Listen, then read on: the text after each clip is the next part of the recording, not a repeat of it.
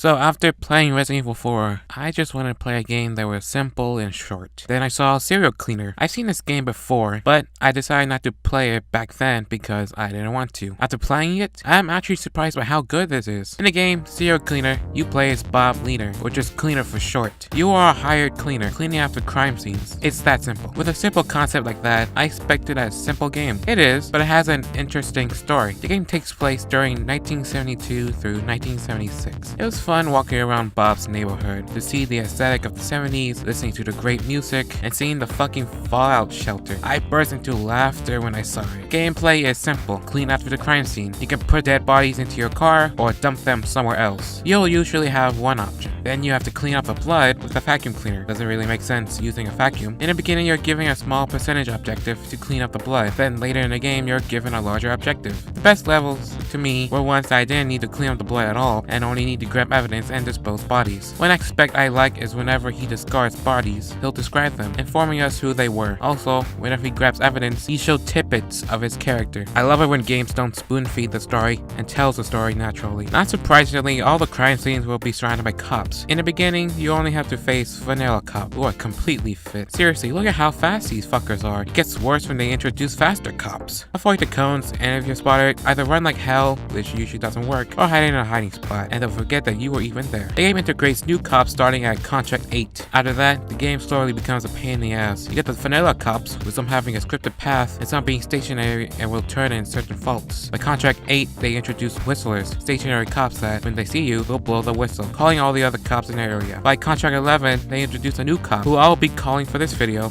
angry cops. If they spot you and you escape, they continue to aggressively follow their pathway, making it a little harder for the players. Contract 13 is when the game turns rough, as Black Panthers are faster than regular cops. Most of my problems came from them, and at times I would do well, but then they spot me and BAM! Restart. Contract 15 sheriffs, I think, are introduced. If they see you, they'll call for backup, adding more cops to their level. I did not know that at the beginning. The game drags after chapter 8, and you'll feel that you already did this before, and when you get caught for the 50th fucking time, it'll just make you rage, to the point where you'll just quit. Slowly through the contracts, they introduce new strategies to spice up the game. Like I said before, you can hide from cops using hiding spots. Mix it with sound distractions, and you can stray them from their spot to sneak past them. You can move objects to create shortcuts and block cops, and use actual shortcuts to transport to other spots. And that's it. Again, the game doesn't spoon feed you the story, and instead gives snippets of Bob's story and explain why he's doing this. It shows that Bob is an addicted gambler and is associated with the Italian mafia. He lives with his mother and takes care of her by making money this way. The game shows that Bob is a genuine character, and I felt connected towards him, which was a surprise. It's easy to say that this game was surprising in general. That's as far I'm gonna say, because I encourage you to play this game for yourself, and I didn't complete the game. This game was a great surprise, and I enjoyed playing it. I plan to complete this game after finishing the video. So until then, I'll see you later.